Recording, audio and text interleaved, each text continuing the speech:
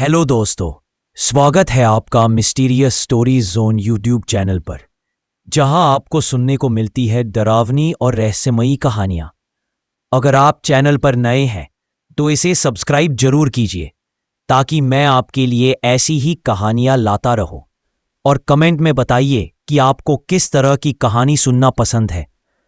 तो देर न करते हुए चलते हैं आज की कहानी की ओर। रात का वक्त था। घड़ी ने अभी अभी 11 बजाए थे। अर्नव ने ऑटो से उतरकर पुरानी गली की तरफ देखा। गली अंधेरी थी, स्ट्रीट लाइट्स झपक रही थीं और सबसे आखिर में एक घर खड़ा था। मकान नंबर 47। उसकी दीवारों पर काई जमी थी, खिड़कियां लकड़ी की और आधी टूटी हुई। बिल्कुल वही मकान जिसे उसने 2 दिन पहले किराए पर लिया था। अर्नव को सस्ता रेंट देखकर घर पसंद आ गया था। मालिक ने कहा था, बस 10 नियम है बेटा, उन्हें मानना जरूरी है। वो हंस दिया था, क्या कोई हॉस्टल का नियम है? मालिक ने बस उसकी आंखों में देखा था और एक पुराना मुड़ा हुआ कागज थमा दिया था। घर में घुसते ही दीवारों से एक अजीब सी सीलन की बदबू आई। सीढ़ियों के नीचे धूल में कुछ अजीब निशान बने थे, जैसे किसी ने घसीटते हुए कुछ भारी चीज खींची हो। अर्नव ने लाइट ऑन की। लाइट टिमटिमाकर जल उठी। उसने कागज निकाला और पढ़ना शुरू किया। मकान नंबर 47 के 10 नियम। पहला, रात के ठीक 2 बजे ऊपर वाली खिड़की मत खोलना। दूसरा, अगर सीढ़ियों पर कदमों की आवाज सुनो तो जवाब मत देना। तीसरा, आईने में अगर कोई मुस्कुराए तो नजरें मत मिलाना। चौथा, घर में मौजूद घड़ी को कभी ठीक मत करना। पांचवा, बेसमेंट का दरवाजा हमेशा बंद रखना। चौथा, अगर कोई तुम्हारा नाम लेकर पुकारे तो आंखें बंद कर लेना। सातवां, फ्रिज के अंदर रखी पुरानी चीज मत निकालना। आठवां, अगर दीवारों से फुसफुसाहट आए तो सुनने की कोशिश मत करना। ना, हर रात सोने से पहले अलविदा कहना। 10 और सबसे आखिरी, अगर ऊपर की मंजिल से कोई नीचे उतरने लगे तो भाग जाना। अर्नव हंस पड़ा। लोग डराने के लिए कुछ भी बना देते हैं। वो कागज फेंककर सोफे पर बैठ गया। पहली रात सब ठीक थी, लेकिन दूसरी रात 1:50 बजे ऊपर से हवा का झोंका आया। खिड़की अपने आप चरमराई। 2 बजने से पहले ही वो सोच में पड़ गया, देखता हूं क्या होता है। 2 बजे उसने खिड़की खोली। ठंडी हवा का झोंका अंदर आया और साथ ही कुछ सड़ने जैसी बदबू। बाहर देखा, कोई नहीं था। बस सामने वाली दीवार पर परछाई सी लटक रही थी। उसने झटके से खिड़की बंद की। उस रात उसे नींद नहीं आई।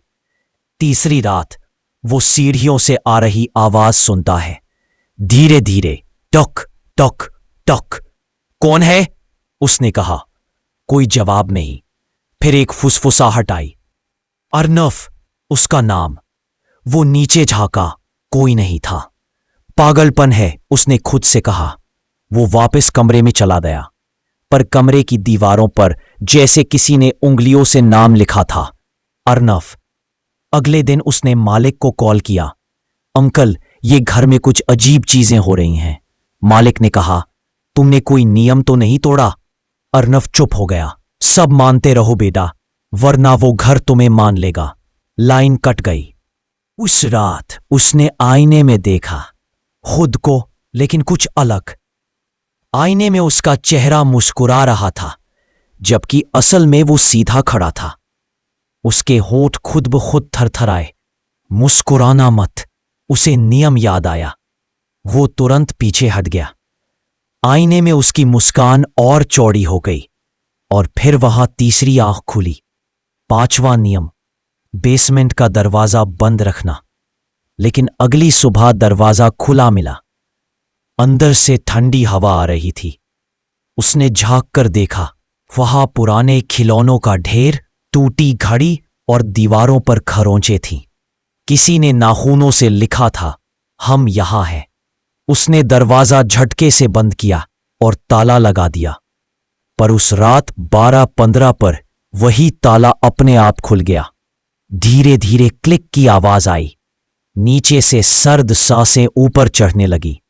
7वां नियम, फ्रिज के अंदर रखी पुरानी चीज मत निकालना। लेकिन जब बिजली गई, उसने कुछ खाने के लिए फ्रिज खोला। अंदर एक कांच की जार रखी थी, लाल रंग का तरल, और अंदर किसी बच्चे की उंगली जैसी चीज तैर रही थी।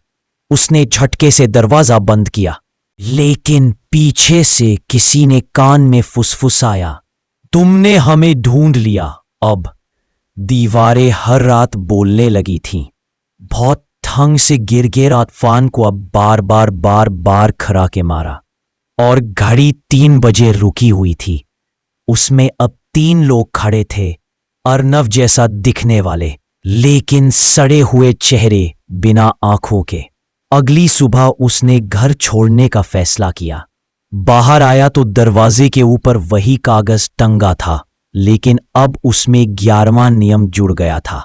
अगर तुमने जाने की कोशिश की तो वो तुम्हें बाहर नहीं जाने देगा। उसका दिल धड़कने लगा। उसने दरवाजा खोला, लेकिन बाहर वही कमरा था।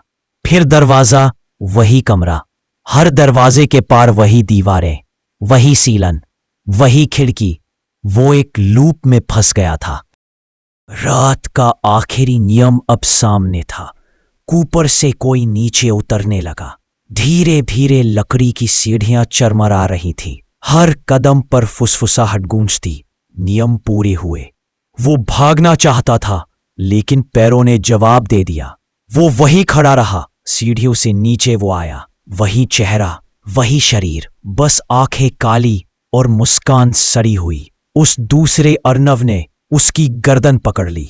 अब मैं नीचे रहूंगा और तुम ऊपर। अगली सुबह जब मालिक घर देखने आया तो दरवाजे पर अर्नव खड़ा था, शांत चेहरा, खाली आंखें। उसने कहा, घर ठीक है अंकल, बस नए किराएदार को नियम बता देना। मालिक मुस्कुराया, जरूर बेटा, और उसने कागज आगे बढ़ाया। मकान नंबर 47 के 10 नियम। अब कागज पर लिखा था, नया नियम, पिछले किराएदार की जगह तुम्हें ऊपर रहना है। तो दोस्तों, अगर आपको ये कहानी अच्छी लगी हो, इस चैनल को सब्सक्राइब करिए ताकि मैं आपके लिए और भी अच्छी कहानियां ला सकूं।